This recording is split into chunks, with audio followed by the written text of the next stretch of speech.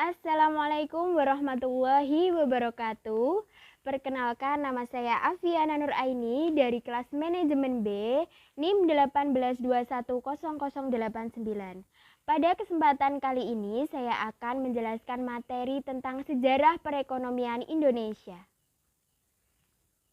Nah, di sini terdapat beberapa bagan dari masa pemerintahan Orde Lama hingga masa pemerintahan saat ini. Pada masa pemerintahan Orde Lama dipimpin oleh Bapak Insinyur Soekarno.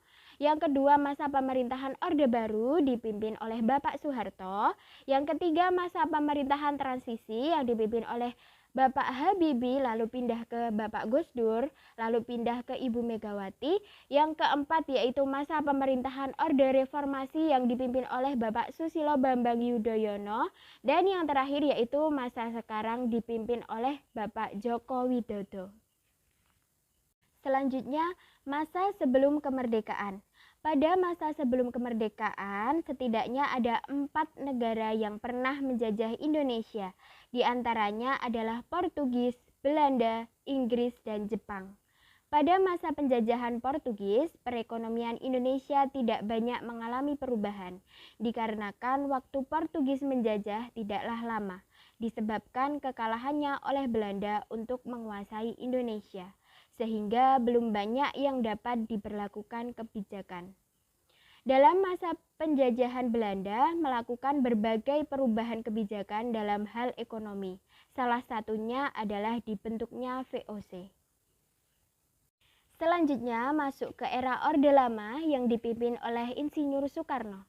Pada tahun 1950 sampai 1965, Indonesia dilanda gejala politik dalam negeri yang mengakibatkan perekonomian Indonesia sangat buruk. Kegiatan produksi di sektor pertanian dan industri manufaktur berada pada tingkat yang sangat rendah karena kapasitas produksi dan infrastruktur pendukung. Pada Kabinet Natsir dirumuskan perencanaan pembangunan ekonomi yang disebut Rencana Urgensi Perekonomian atau RUP. RUP kemudian digunakan pada kabinet selanjutnya yang dinamakan Rencana Pembangunan Ekonomi 5 tahun. Selama periode 1950-an, struktur ekonomi Indonesia masih merupakan peninggalan zaman kolonialisasi yang kebanyakan masih berorientasi ekspor dan didominasi oleh perusahaan asing. Prioritas pembangunan Orde Lama yaitu stabilisasi dan pertumbuhan ekonomi, pembangunan industri, unifikasi dan rekonstruksi. Akhir 1965 terjadi kudeta dari PKI yang juga merubah sistem ekonomi Indonesia dari pemikiran sosialis ke semi kapitalis. Kemudian masuk ke era Orde Baru yang dipimpin oleh Bapak Soeharto. Perhatian pemerintah ditujukan kepada kesejahteraan masyarakat lewat pembangunan ekonomi dan sosial tanah air. Pemerintah menjalin kembali hubungan baik dengan berbagai pihak dan menjalin pengaruh ideologi komunis dan juga kembali menjadi bagian dari PBB dan lembaga lainnya seperti IMF dan Bank Dunia.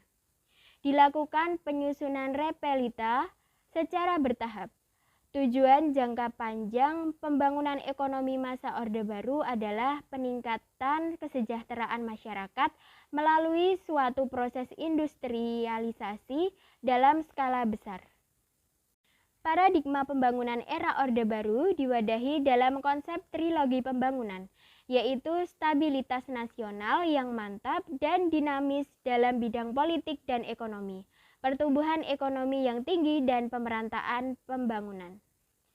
Repelita 4, orientasi kebijakan mengalami perubahan dan penekanan hanya pada pertumbuhan ke pertumbuhan dengan pemerataan. Suatu usaha pembangunan ekonomi dapat berjalan dengan lancar baik apabila kondisi utama terpenuhi seperti 1. Kemauan politik yang kuat, yang kedua stabilitas politik dan ekonomi, yang ketiga SDM yang lebih baik, yang keempat sistem politik dan ekonomi terbuka yang berorientasi ke barat, dan yang terakhir kondisi ekonomi dan politik dunia yang lebih baik. Selanjutnya masuk ke masa transisi yang dipimpin oleh Habibie lalu berpindah ke Gus Dur lalu berpindah ke Megawati. Berawal dari nilai tukar mata uang Thailand terhadap dolar Amerika yang mengalami goncangan hebat sehingga mempengaruhi perekonomian negara lain termasuk Indonesia. Pada 8 Oktober 1997, pemerintah akhirnya meminta bantuan kepada IMF sebesar 3 miliar dolar Amerika Serikat yang diharapkan akan menstabilkan nilai tukar rupiah. Namun kenyataannya nilai tukar rupiah terus melemah sampai 15.000 per dolar. Peminjaman bantuan keuangan dari IMF yang kedua kalinya ditunda akibat pemerintah Indonesia tidak melakukan reformasi sesuai kesepakatan dengan IMF. Setelah itu dilakukan kembali perundingan hingga menciptakan kesepakatan baru yang bernama Memorandum Tambahan tentang Kebijaksanaan Ekonomi Keuangan yang berisi program stabilisasi, restrukturisasi perbankan, reformasi struktural, penyelesaian ULN swasta, dan bantuan untuk rakyat kecil. Akhir Mei 1998 terjadi pergerakan mahasiswa yang mengakibatkan Soeharto mengundurkan diri dan diganti oleh wakilnya yaitu B.J. Habibie. Pemerintahan baru yang dipimpin oleh B.J. Habibie tidak berbeda dengan pemerintahan sebelumnya, karena tidak ada perubahan yang nyata, ditandai dengan KKN semakin menjadi dan permasalahan rezim Soeharto yang tidak terselesaikan. Kemudian masuk ke masa reformasi. Pada masa ini dipimpin oleh Susilo Bambang Yudhoyono.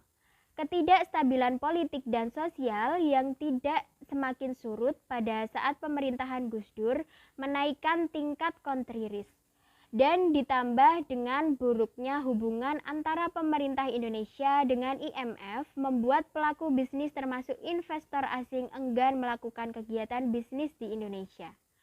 Setelah Presiden Gus Dur turun, Megawati menjadi Presiden Indonesia yang kelima. Keterpurukan kondisi ekonomi yang tinggal Gus Dur makin terasa jika dilihat dari perkembangan indikator ekonomi lain seperti tingkat suku bunga, inflasi, saldo neraca pembayaran, dan defisit APBN. Namun, pada era Megawati, kinerja ekonomi Indonesia juga menunjukkan perbaikan paling tidak dilihat dari laju PDB. Kinerja ekspor juga membaik dengan pertumbuhan 5% tahun 2002 dibandingkan tahun sebelumnya. Pada bulan-bulan pertama pemerintahan SBY, rakyat Indonesia, pelaku usaha luar dan dalam negeri maupun lembaga seperti IMF, ADB, dan Bank Dunia sempat optimis bahwa kinerja ekonomi Indonesia 5 tahun ke depan akan jauh lebih baik dibanding pemerintahan sebelumnya sejak Soeharto lengser. Namun, pada pertengahan kedua tahun 2005, ekonomi Indonesia dilanda dua peristiwa yaitu kenaikan harga BBM di pasar internasional dan melemahnya nilai tukar rupiah terhadap dolar Amerika Serikat. Selain itu, pada periode 2008-2009, terjadi krisis ekonomi global yang mengakibatkan resesi ekonomi dunia.